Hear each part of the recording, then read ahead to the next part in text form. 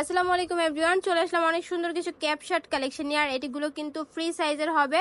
So যাদের অনেক বড় বডির প্রয়োজন তারা কিন্তু এই ড্রেসগুলো নিতে পারেন। এটা হচ্ছে 2 পিস কালেকশন হবে। এখানে সামনে কিন্তু বাটন করা থাকবে।